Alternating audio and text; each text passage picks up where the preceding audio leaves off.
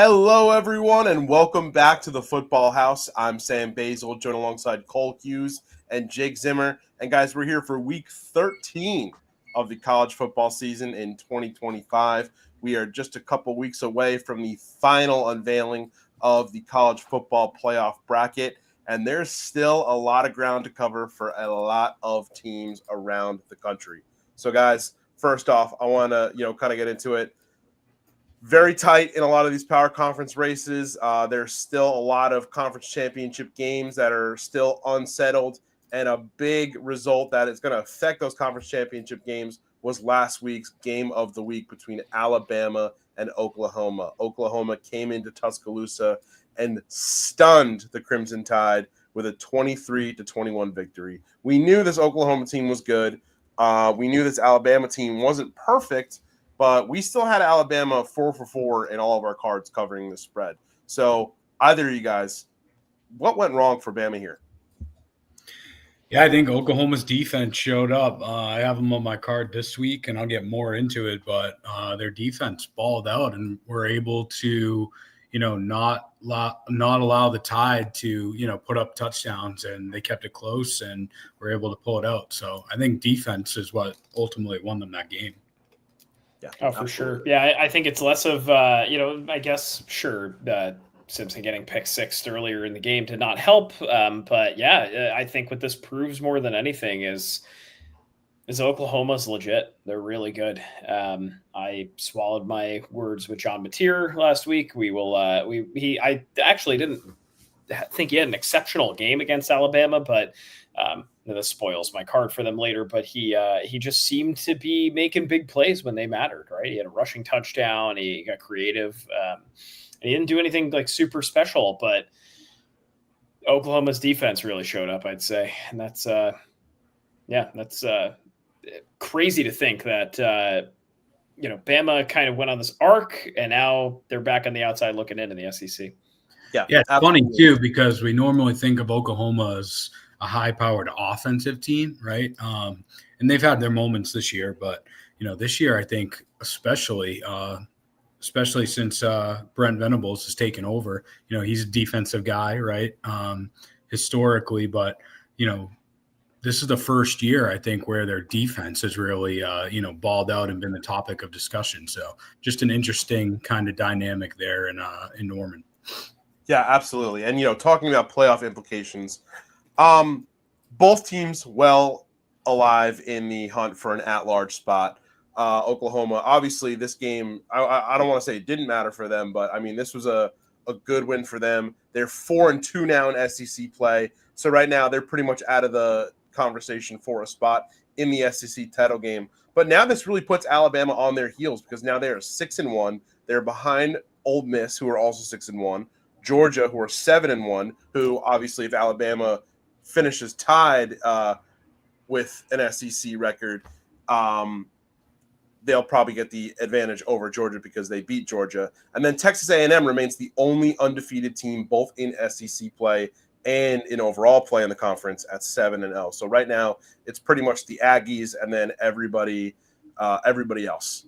So let's get into how these matchups affected the playoff field this week. This was the college football playoff field that we put out after our latest top 25 on Sunday, November 16th, which you can see at the House Enterprise blog.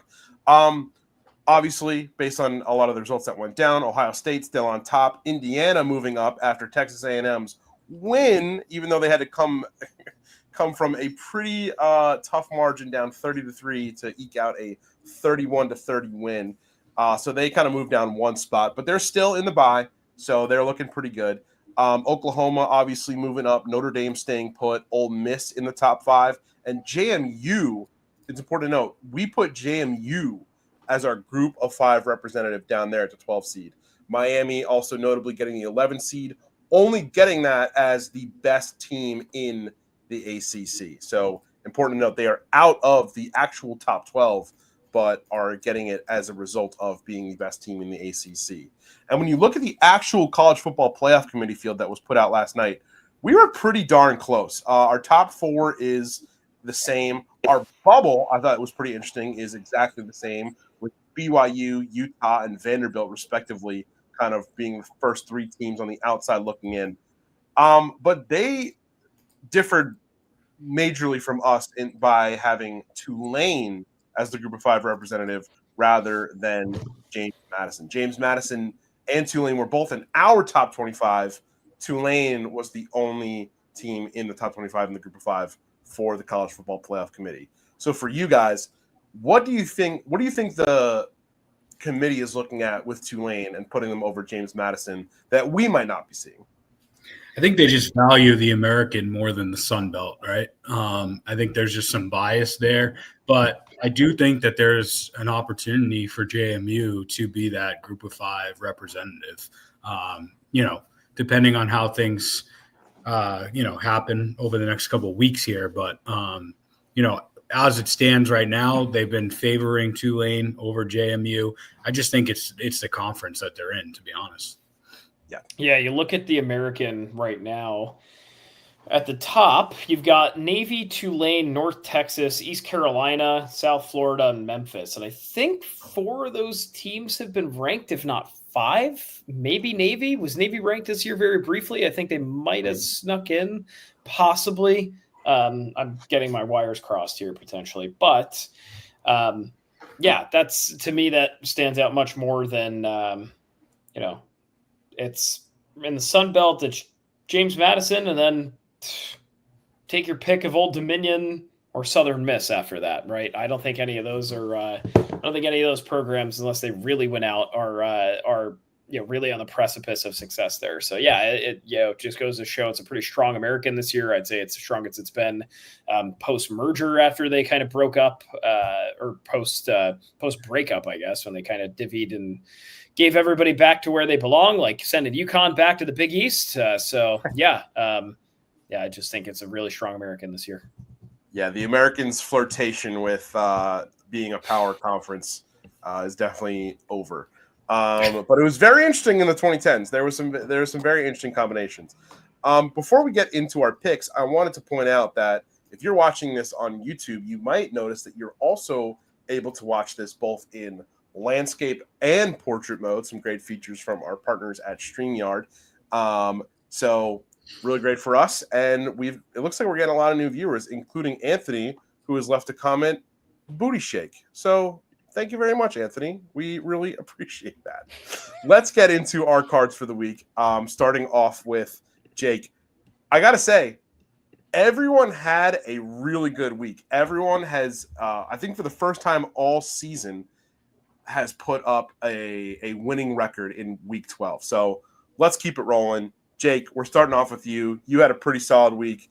The one thing I wanted to point out that was on a lot of our cards last week, we all got Alabama minus 5.5 wrong, but almost all of us got Virginia plus 4.5 versus Duke right. And those of us that didn't get it right only didn't get it right because we didn't have it on our cards.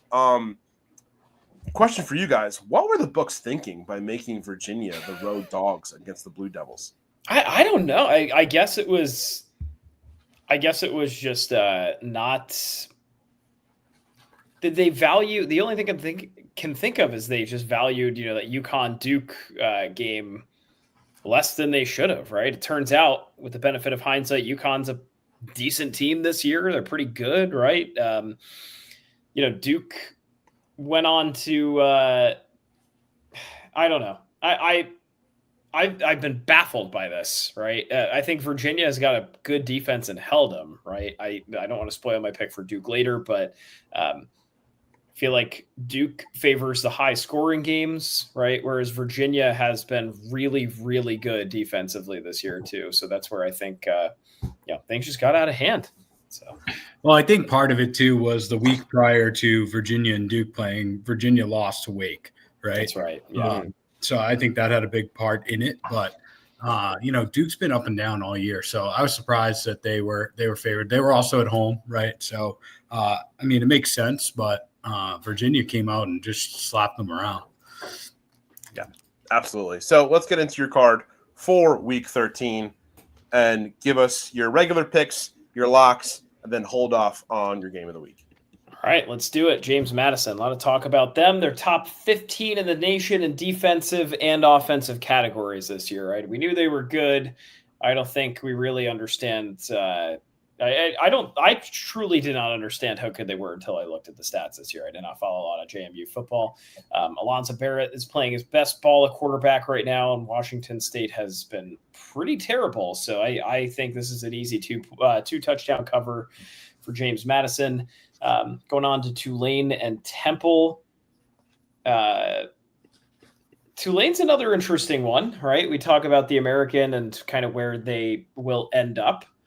They're in for us right now. I think there was a lot of skepticism a couple of weeks ago against UTSA. They lost 48-26, and that is starting to look like a fluke, because I think they're playing some really good ball after a great win at Memphis. They had an 11-point handling win over FAU. So those are some two big wins.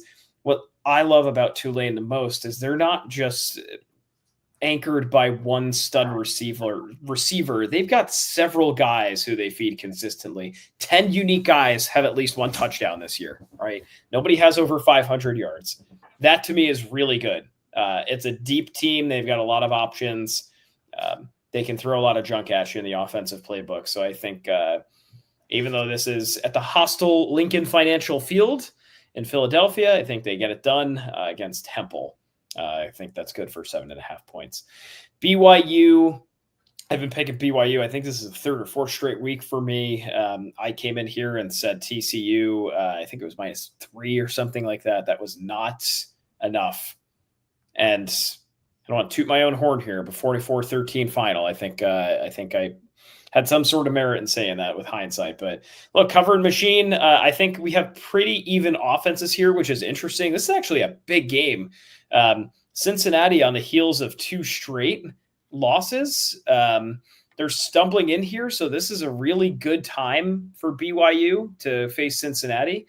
I think if the offenses are too even, right, there's something that tips the scale for me, and I think it's a suffocating defense. And that's what BYU has proven they've had these past couple of weeks and even last couple of months. So I think BYU is good here for a field goal against Cincinnati. Buffalo and Miami, Ohio. This one's going right now. Last I saw, this was not very favorable for me. This was going into the third quarter, and Miami was up by 4. My thinking was it was insane. I don't know if you guys have followed this situation. I just caught myself up on this. Miami, Ohio's quarterback, DeQuan Finn. They benched him for illness last week. And it seemed a little weird because he just wasn't showing up to stuff beforehand and all this other stuff. Didn't he say he's going to the NFL draft? He abruptly left the program 2 days ago to say he's going to the NFL draft. So a lot of weird situation going on in Miami, Ohio right now. I hate to break it to him, but he ain't getting drafted. We'll see what happens. I would tend to agree with you. So I was thinking, hey, there's no chance in hell that Miami, Ohio is going to win this game on 2 days' notice with their backup quarterback. They seem to be proving me wrong at the moment. I don't know if we have a score check, but we will find out more later. The joys of live streaming. I mean, you kind of feel like someone had to do it first, right? Like someone had to, because there have been, for the past couple of years now, people have been sitting out bowl games in preparation for the NFL draft, right? They want to make sure that they stay healthy and all that, and it's already stirred up enough controversy. But you kind of had to assume that the natural progression of that rhetoric was that somebody was going to take it a little too early in the regular season and try and sit out and help their draft stock. And obviously, I think that's going to be the inverse, but I mean, I guess this is kind of a cautionary tale, right? They're down to QB3 right now too. The Henry Hessen was going to go. He went 0 for 2. Then Thomas Gotowski came into the game, and they are up by 11 down the stretch. That looks like we can put a big red X next to that pick even before the stream ends this evening. That might be a first. So shame on me for, slandering the team that just squeaked by UMass this year. Not great. Oklahoma -8 against Missouri. I think I said a lot about Oklahoma earlier. Very simply put, John Mateer just made some big plays, right? Not flashy, nothing great, just back to fundamentals, the two-way quarterback. I think Oklahoma's defense is not screwing around this year, as we've established. So I won't add more commentary than that. I think they manhandled Mizzou pretty swiftly and end Mizzou's season effectively, even though it was a great start. I think that's the nature of the beast with the SEC, is you run into these buzzsaws, and then teams like Mizzou are on the outside looking in there. Also spoke about Duke a little bit. The thing about Duke now is they're stumbling in with 2 straight losses as well, right? But I think looking back, UNC does not do well when this game gets into a shootout, right? When they have teams score big, they just haven't kept up with them. And I think Duke can put it there, right? 9th in the nation in passing yards still. That's something that's probably going to turn into a problem here. If you exclude Richmond from North Carolina's schedule here, they haven't scored more than 27 in a game.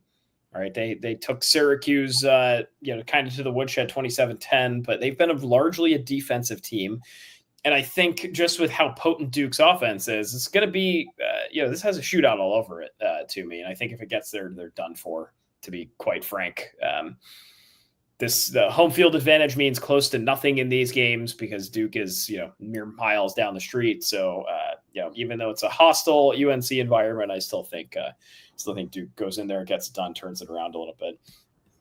My FBS lock of the week here, FCS lock of the week, San Diego, the Toreros over Stetson. I've been wanting to play some action on the Toreros, but for the last few months, actually, and every time I kept going back to Toreros, I'm like, I don't like that matchup. This is one that I like. The Toreros is, they are just rolling right now. And I look at a guy like Cole Monick, who wears number 17, total stud, 6 TDs on the year, 795 yards. 3 of the last 4 games have been over 110 yards for him. 4 in a row for San Diego. I think they get it done here against Stetson, even though it's on the road. Last game of the year for them. Then FBS lock. I got Georgia Tech, boys. I don't know what we think about Pitt if we're going to start this discourse after Notre Dame kicked the crap out of them last week, but that was their wake-up call, and I think we're back on the rails for Pat Narduzzi getting the chopping block here in a couple weeks. That, I think, is more – Pitt has shown us what they are, right? They beat really bad teams, and they beat them really badly, which is great. But then they play Notre Dame, and it gets out of hand, right? That game was not competitive at any point. I think that's what Pitt is. I think Georgia Tech is, they skated by against BC last week. It was 2 weeks off, or the week off, so it was 2 weeks since they last played. Getting the rust off, I think they pick up where they left off, and we see what Georgia Tech is, which is a really good offensive team. NCAA best 496 yards a game. I'm not thinking too hard on this. I think this is Georgia Tech getting right, and Pat Narduzzi will be looking for employment in a couple of weeks here. That's my bold take out of this one. Well, this is the real test, right? Because last week Pat Narduzzi said himself that the ACC games are what matters more. So now he's back in the ACC. Hey, he doesn't care about Notre Dame. We've established that, right? He didn't care, right? Let's see if he cares about Georgia Tech. Because I have a feeling, boys, that he doesn't really care about Georgia Tech either.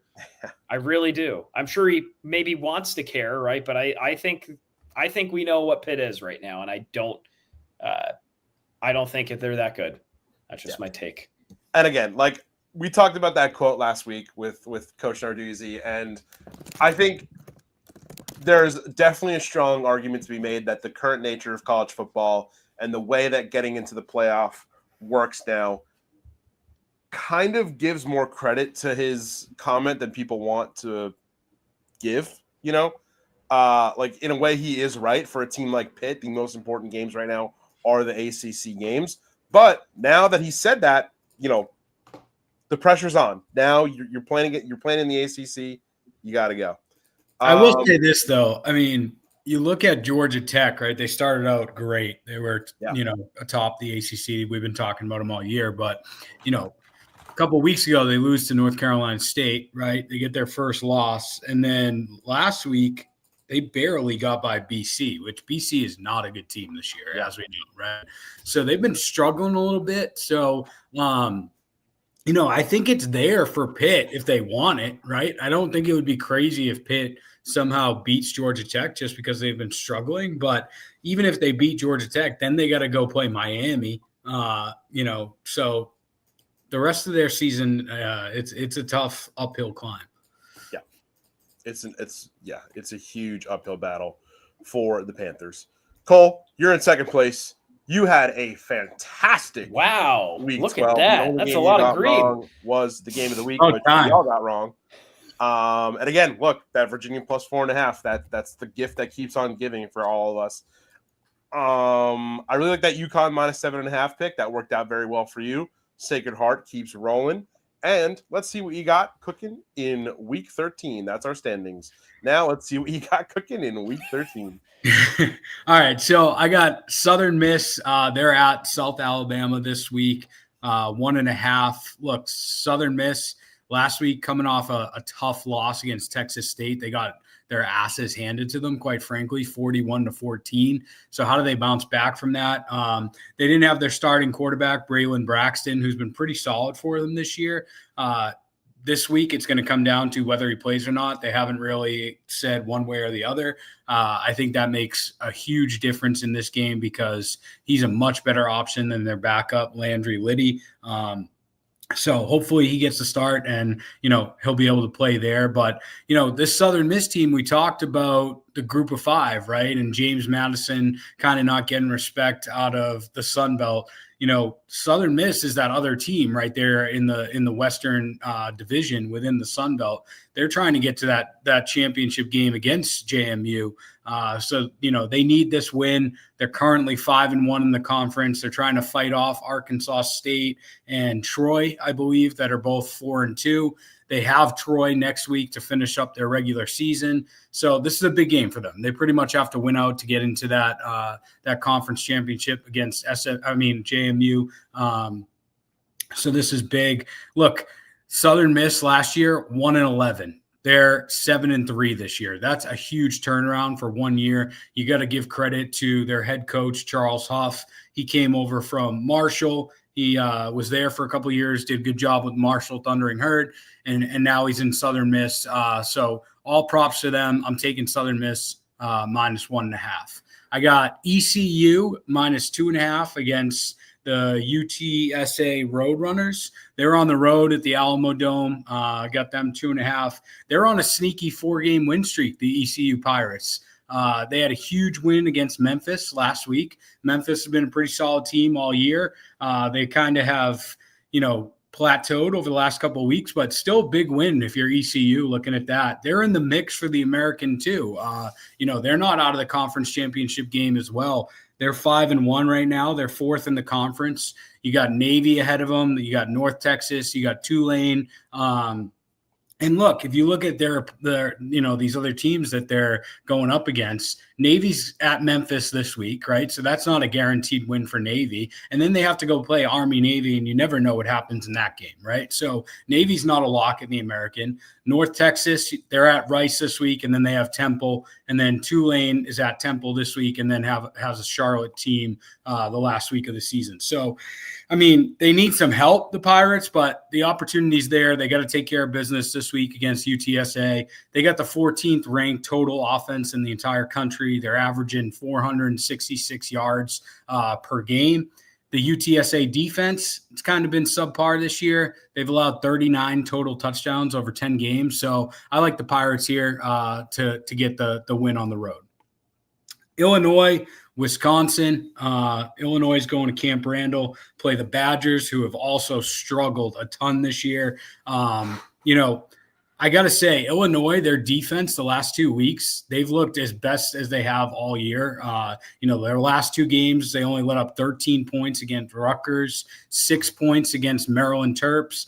They're 5-1 this year at home. On the road, they've kind of been shaky, so we'll see what happens. But I think the big X factor in this game between the Fighting Illini and the Badgers is going to be Luke Altmaier, their quarterback, right? Because he started out the year so hot. He was on fire. The first 6 games, he threw 12 touchdowns, no interceptions. Since then, he's only thrown 9 touchdowns and he's thrown 5 picks. So he's been a little shaky. But the advantage that Illinois has in this game is Wisconsin cannot put up points. I mean, they're averaging 12 points per game all year. They have the dead last, other than UMass, because UMass shouldn't even be an FBS program, but right under UMass is Wisconsin in total offense. So they've just been brutal offensively on that side of the ball this year. So I'm taking Illinois in that game.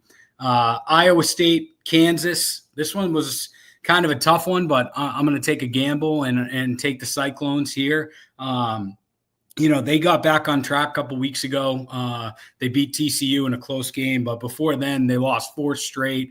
They were winless in all of October. They had a bye week last week. So how do they bounce back from that? Rocco Beck, their quarterback, he's another one that's been kind of shaky this year. And, if you ask people in Ames, hasn't really lived up to the expectations that they had for him going into the year. And then you look at Kansas's quarterback, Jalen Daniels. He's been pretty good. He's thrown 21 touchdowns, only 3 interceptions this year. So, both defenses are, middle of the pack, mediocre. I could see this game producing a lot of points, being a shootout, just because the defenses aren't stopping, the offenses from putting up points. But, Iowa State, 3-3 this year in 1 possession games. So, you never know what you're going to get for them. I'm taking them this week just because they're at home. I think that they beat Kansas and they're able to cover by 4.5.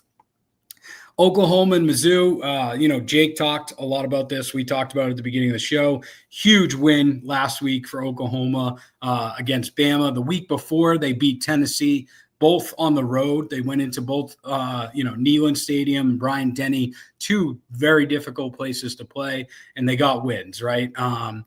They finished the year off now with Mizzou this week, and then they got LSU, and they're in Norman for both. They're at home. So, the college football committee has them at 8 right now. They're in the playoff. If it ended today, they kind of control their own destiny going forward. So I think they got to take advantage of that, win out, and then you get your spot in the college football playoff. We talked a little bit about it at the beginning of the program, but, their defense last week, 17 points off 3 turnovers, forcing Alabama to turn the ball over. That makes a huge difference. I think that continues this week. They didn't have Mason Thomas, one of their best defensive players. He didn't play last week. He might be back this week, which would be a huge help. So I'm taking the Sooners there. My FBS lock of the week, I got Tulane at Temple, -7.5.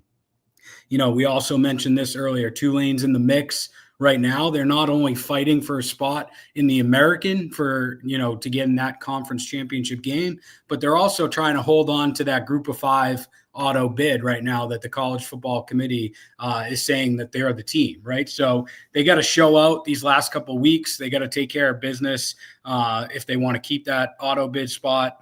And also, there's been a lot of talk about their head coach, John Sumrall, going to other schools. I saw it today. I'm not sure if it's accurate. I only saw, one little blurb about it, but that Florida rescinded him coming to meet with them. So looks like he might be staying in Tulane, but, he crushed the team this week in the media, totally laid into them, torched them, said that, I don't know how we're a ranked team, because if we're a ranked team, there must be a lot of, bad college football teams out there, because we've been, pretty mediocre this year. So I think that should light a fire under that team's ass. And I think that, the Green Wave come out and get a big win against Temple. So taking them for FBS. FCS, taking the UNH Wildcats versus UMaine.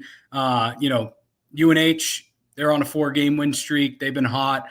They're finishing up the season. This is their last game. They're at home. I like them at home. And, since 2007, head-to-head against Maine, they're 15-3. So, they're winning most of these matchups year in and year out. They're 8-1 against the Black Bears at home. So I'm taking the Wildcats again this year to get a victory.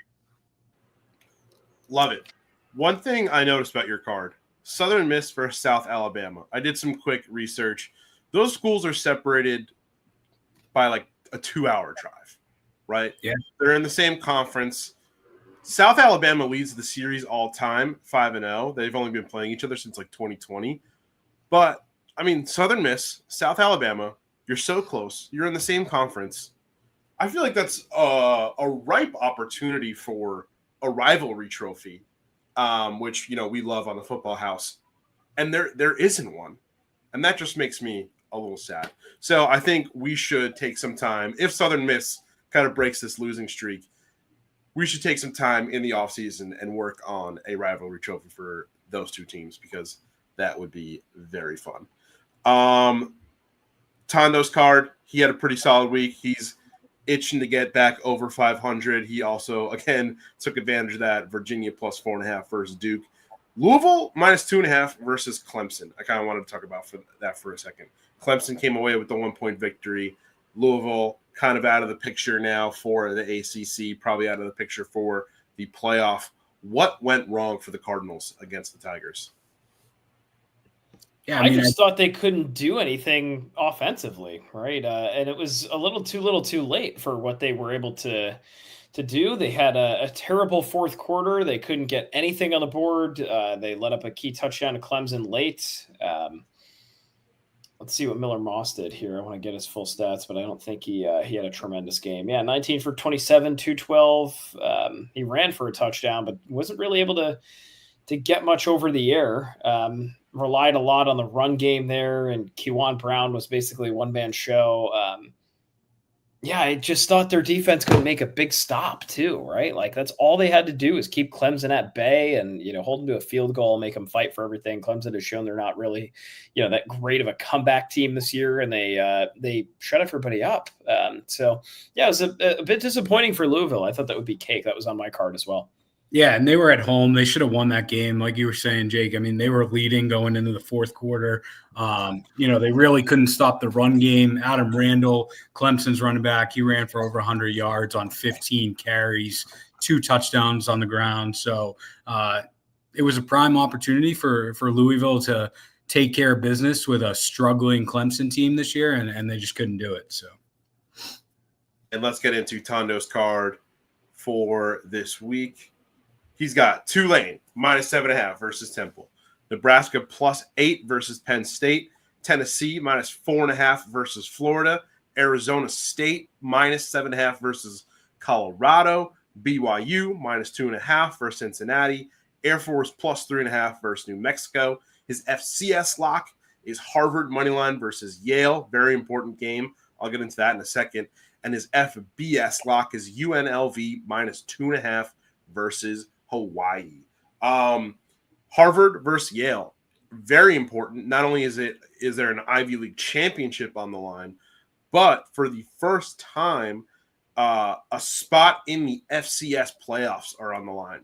As some of you may have known, last year the Ivy League agreed that they will start participating in the FCS championship. Obviously, a lot of you who follow the FCS side of college football know that for many years the Ivy League championship has pretty much been it for Ivy League teams. Their season usually ends around this time, but now they are playing for a spot for a national title. It could be the first time we've seen an Ivy League team win a national title in decades. So for you guys, anything that you really like out of Tondo's card this week? I think the BYU Cincinnati game is huge, right? Because BYU is not a lock to get in that Big 12 conference championship. Right now, they're at the number 2 spot behind Texas Tech. But if Cincinnati beats them, then they both have 2 conference losses. Cincinnati would have the head-to-head. So there's the Big 12 right now, other than Texas Tech, is pretty much wide open. I think Texas Tech has West Virginia this week. West Virginia, we talked a little bit about them last week. They've been on a great run. But other than Texas Tech, you have BYU, then there's Utah, Houston, Arizona State, Cincinnati. There's a lot of teams in the mix there, and depending on tiebreakers and all that, if BYU loses against Cincinnati this week, we might see one of those teams playing Texas Tech in the Big 12 championship.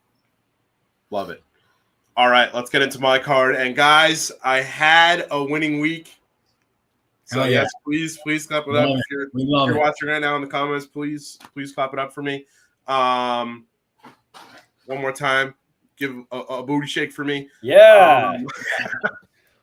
Probably one of the best comments we've gotten on one of our live streams so far. Easily.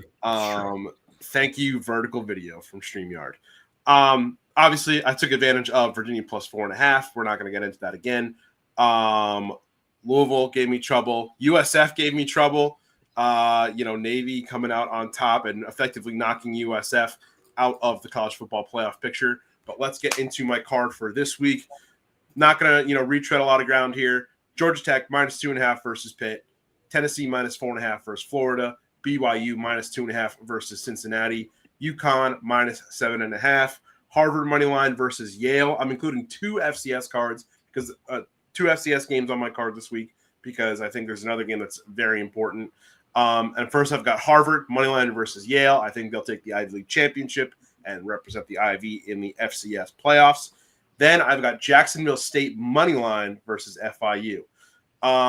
My FCS lock, I'm including 2 FCS games this week because I think this one is equally as important in the Northeast in terms of college football as Harvard-Yale, and that is Lehigh money line versus Lafayette. Lehigh is perfect in the Patriot League so far this year, and with a win against one of their biggest rivals, actually their biggest rival, period.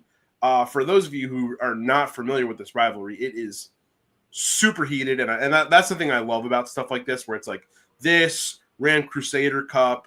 Like, we all know the Iron Bowl is crazy. We all know Ohio State, Michigan's crazy, but I just love the way and how passionate these two fan bases get for a game that in most years is really just for them. But for this year, it's also for a Patriot League championship, and so I've got Lehigh taking this one over the Leopards. My FBS lock of the week, ECU minus 2.5 versus UTSA. ECU low-key looking good out of the American. They are low-key bowl ready for 2025, and that will bring us to our game of the week. Our game of the week obviously is a huge matchup in the Big 12. Our game of the week is obviously a huge matchup in the Big 10, and that is USC versus Oregon. 2 programs. Oregon, one is right now in contention for the college football playoff. They need a little bit of help to get in contention for the Big 10 championship game because right now they're actually sitting below USC, who is sitting right now outside the bubble in the college football playoff, but they are 3rd in the Big 10. They are both 6-1, so a win for either of these teams will obviously knock the loser out of contention for the Big Ten championship, but a win for USC would also rocket them into at-large contention for the college football playoff. So we've got 2 really talented squads going up in this one here. It's going to be in Eugene at 3:30 p.m. Eastern time on Saturday. Cole, how do you feel like this one's going to go down? Oh, man, I don't know. It's going to be a tight game, I think. You got on one side USC. I mean, both sides, really. 2 great offenses. Oregon's been kind of up and down, all year. But you take a look at the USC Trojans. They're the 6th-ranked offense in the entire country. Lincoln Riley has done a good job and has, really gotten them going this year. Jordan Mailata under center has been great. Mekhi Lemon, their star receiver, he's a problem. Oregon's been pretty good in pass coverage. They've struggled more with the run this year defensively, but, USC is capable of hitting those big home run plays. And, I think they're going to be an issue for Oregon this week. You look at Oregon and some of the games they played this year, tight game against Penn State earlier in the year where it went into overtime. That Iowa game, they weren't able to put up many points, and that was a close one. Those were both away games for them, though, so they do have the advantage of being at home, and their only home loss this year was to Indiana. So I think it's going to be an exciting one, but I'd say don't count out USC. My pick for the week, I'm taking USC on the spread, plus 9.5. I do think Oregon squeaks it out, but I expect this one to be an exciting one that comes down to the wire. I think it's going to be a lot of fireworks and it's going to be a fun one to watch. Yeah, Jake, who's going to be the difference maker in this one? Oh, man. I'll answer that question first, and I think Dante Moore is just getting caught at if you're USC, like, yeah, I think they're so talented, and I'll get into them in a sec. But Dante Moore, they're catching him after one of his best games, right? He's heating up at the right time with career best 306. Oregon single game record 90% completion too. So he's just been so efficient, right? So it's a tall order right now for USC to come in there and wreak havoc against a guy that I think would be the first to tell you he's playing the best football he's ever played. Now that all said, I'm reading an article right now about if USC will rediscover its Sam Darnold magic. And that was the last time College Game Day went or not even went to USC, that USC football was featured, right? It was 2016, and I don't remember this game, honestly, but Sam Darnold engineered a great 26-13 win over Washington, who was number 4. That was in Seattle. It was on the road, right? Shades of this a little bit, right? You're going to the Pac Northwest. You're probably the underdog by most accounts here. Yeah, it's a super trendy pick to pick USC. I don't know. For me, this comes down to Oregon. It just comes down to their passing game being back on the rails for me, right? Like I look at Dante Moore and I think this is a terrible time to catch him. So that's why I have -9 for Oregon. I do think, I don't disagree that this could be one of those games that's really close almost all game. And then, Oregon finds a way to dig deep in the fourth quarter, second half, as they've done for most of this year. So that's where my heart tells me to go on this one. I do think you make a good point too, Jake, because if Oregon loses this game, I think they're out of the college football playoff. It could be. Wow. Could you elaborate on that? I mean, their only other loss would be to the second best team in the country. Yeah, but you got to look at all the other teams, right, that are in the Big Ten. So Ohio State at number 1, Indiana at number 2, right? They're locks pretty much, right? No matter what happens for the rest of the year, they're getting in.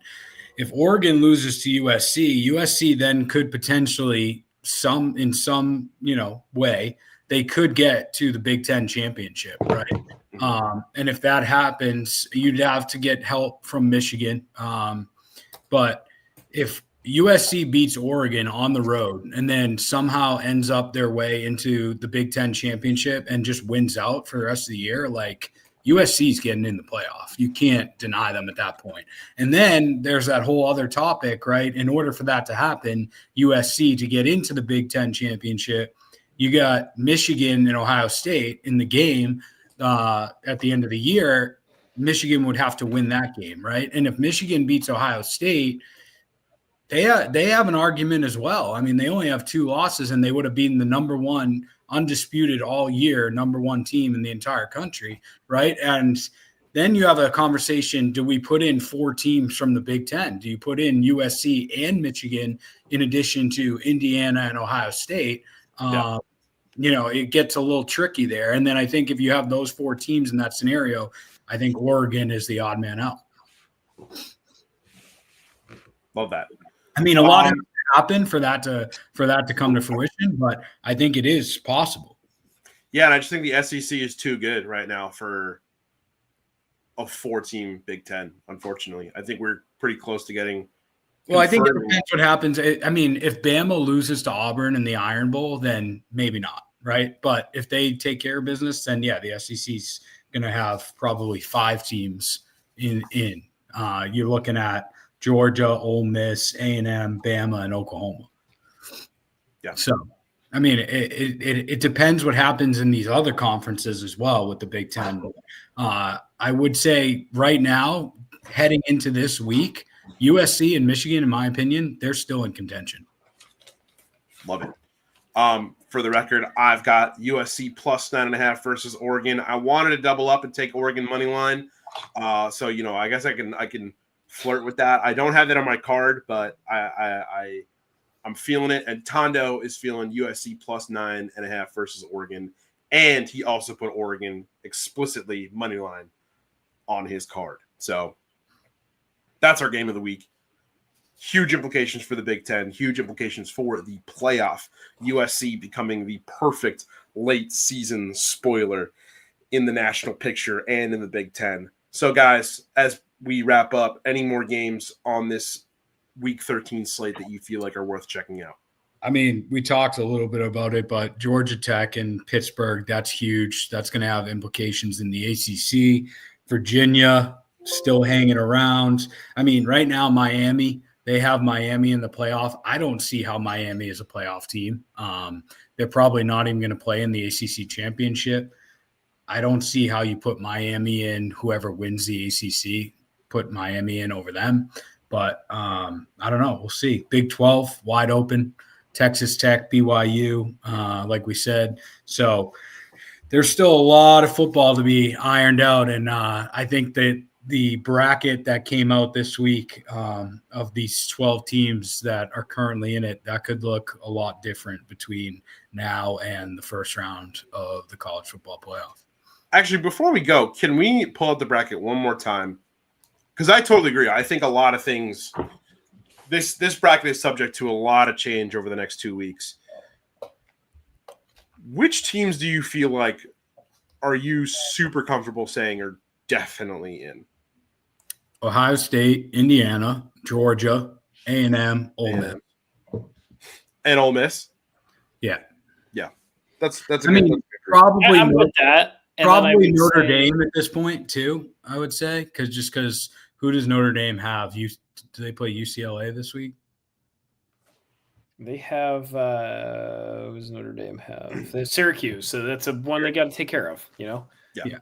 Syracuse and then Stanford. So if they win both those games, they're in. So I think Notre Dame's a lock. I mean, Oklahoma, if they win out, they're in, right? It just depends what happens. But I think the teams right now that, like, they can't lose, like Oregon, Alabama, Miami, Tulane, if they lose, does James Madison finally get that spot and, get the respect from the committee? I don't know. But, I think those top 4 teams right now that have buys, those are all locks. And I think, probably Notre Dame would be the other one, Ole Miss. But what about Texas Tech? Texas Tech, I mean, I think whoever wins the Big 12 is going, right? So if BYU takes care of Cincinnati and it's Texas Tech versus BYU in the Big 12 championship, whoever wins that game's going, and whoever doesn't isn't. So the Big 12 is only going to have one representative. So you wouldn't be surprised if Texas Tech falls from right now the 5th spot to out of the playoff if they lose the Big 12. Yeah, I wouldn't be surprised because you just have all those SEC teams in Big 10, Yeah, absolutely. All right, guys. So that's going to wrap it up for this week of the Football House. Glad that a lot of new viewers were able to join us for our vertical video. And once again, let's give a shout out to Mr. Anthony Blake, who says booty shake.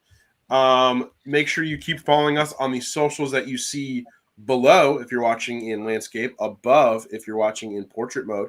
Make sure you head to the House Enterprise blog at house-enterprise.com for updated articles on college football, a lot of college basketball stuff. I just put up a recap of a fantastic 2025 Champions Classic on the House of College Hoops, so you should go check that out.